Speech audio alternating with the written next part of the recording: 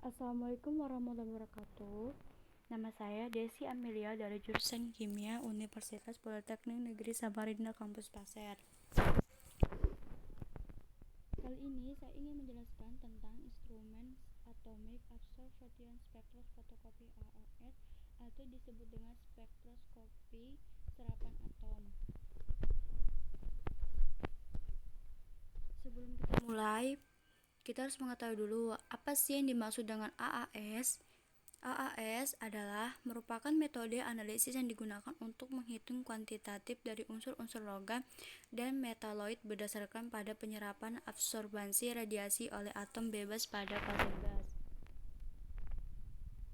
AAS Atomic Observation Analytic Spectroscopy adalah prosedur analitik spektro untuk menentukan unsur secara kuantitatif menggunakan observation optical radiation pada atom bebas dalam keadaan gas.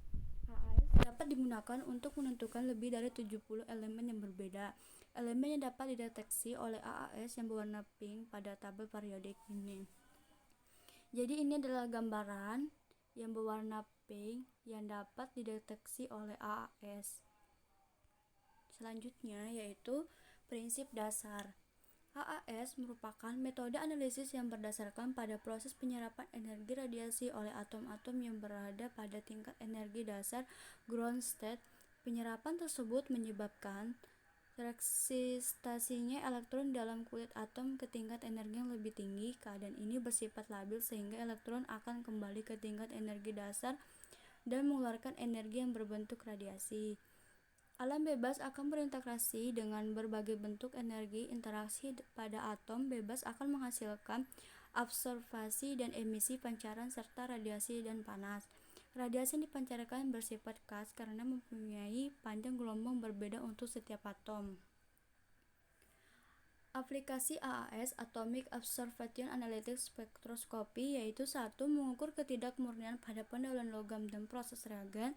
Yang kedua, water analysis. Yang ketiga, analisis atau sampling udara. Yang keempat, analisis padatan dari biji mineral oren dan finish metal. Atomic Observation Spectrophotometer. Jadi di sini saya akan menjelaskan. Jadi ini untuk mengisap sampel di dalam gelas beker dan kemudian ke bawah dalam ruangan atomisasi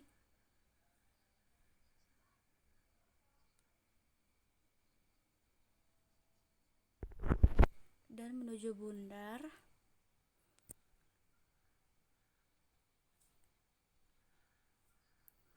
Dan ini merupakan sumber sinar cahaya yang akan ditembakkan ke sini atomisasi.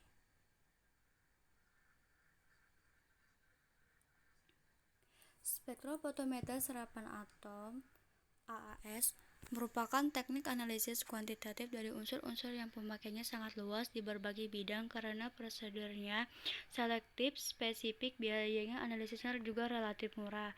Sensitivitasnya tinggi, ppm, ppb dapat dengan mudah membuat metrik yang sesuai dengan standar. Waktu analisis juga sangat cepat dan mudah dilakukan. Untuk dapat terjadinya proses absorpsi atom diperlukan sumber radiasi monokromatik dan alat untuk menguapkan sampel sehingga diperoleh atom dalam keadaan dasar dari unsur yang diinginkan. Jadi di gambaran tersebut ini, sampelnya ini ada selang kecil yang nantinya dimasukkan ke sampel dan kemudian nantinya sampelnya akan disedot di tempat labu lasernya dan atomasernya ada di sini. Dalam keadaan nyala biasanya berupa film. Dan labu lasernya berguna untuk menyedot sampelnya. Jadi ini dia adalah gambaran dari instrumen tadi atau juga disebut dengan cara kerja spektrofotometer serapan atom.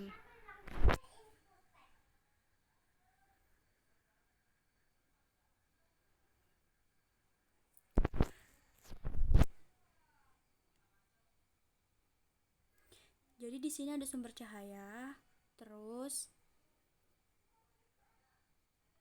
sumber cahaya akan ke monokromator, kemudian ini sampelnya ini kan berupa larutan dan disedotkan ke nebulizer dan ke flame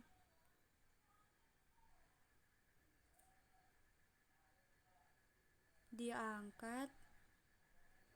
Jadi ini tuh sampelnya ini akan disedotkan ke nebulizer dan diangkat ke flame untuk mengalami untuk atom yang kita inginkan dalam keadaan dasar. Dan atom ini akan dilewati sinar dan kemudian sinarnya yang ditransmisikan ke monokromator dengan panjang gelombang tertentu dan oleh detektor diproses dan dikeluarkan data oleh recorder. Jadi itu adalah penjelasan saya tentang cara kerja spektrofotometri serapan atom. Bagian-bagian dari AAS Atomic Observation Analytic Spectroscopy yaitu sumber cahaya, nebulizer, atomizer, monokromator, dan detektor.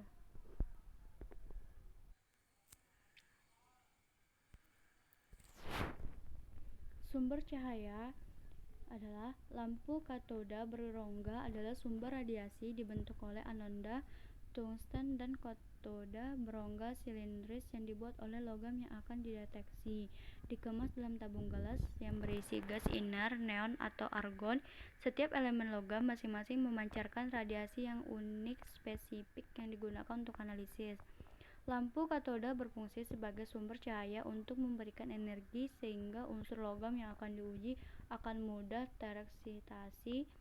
Lampu katoda ini memiliki masa pakai atau umur pemakaian selama 1000 jam. Lampu katoda pada setiap unsur yang akan diuji berbeda-beda tergantung unsur yang akan diuji. Jadi ini adalah gambaran dari lampu katoda untuk aluminium. Sedangkan yang ini adalah lampu katoda yang diletakkan pada tempat khusus pada instrumen. Nebulizer untuk menyedot sampel secara terkendali, menyemprotkan sampel dalam bentuk aerosol ke flame dan mencampurkan aerosol dengan bahan bakar dan oksidan untuk masuk ke dalam flame. Yang selanjutnya yaitu atomizer. Elemen yang dianalisis harus berada dalam bentuk atomik. Atomization berfungsi memisahkan molekul dan selanjutnya memecahnya menjadi atom-atom dilakukan dalam kondisi suhu tinggi di dalam nyala api. Dan di dalam tanur. Jadi ini adalah bentuk sistem atomisasi nyala. Gambarannya. Monokromator merupakan alat yang berfungsi untuk memisahkan radiasi yang tidak diperlukan dari spektrum radiasi lain yang dihasilkan oleh halau. Jadi dari halau ini ke atomizer sampel, terus masuk ke monokromator, kemudian ke detektor. Selanjutnya yaitu detektor adalah cahaya dari monokromator diubah menjadi signal elektrik yang selanjutnya diperkuat oleh tampilkan dalam bentuk grafik. Selesai. Jadi apabila ada kekurangan dalam penyampaian materi tersebut, mohon dimaklumi. Saya akhiri. Wassalamualaikum warahmatullahi wabarakatuh. Terima kasih sudah menyimak video ini.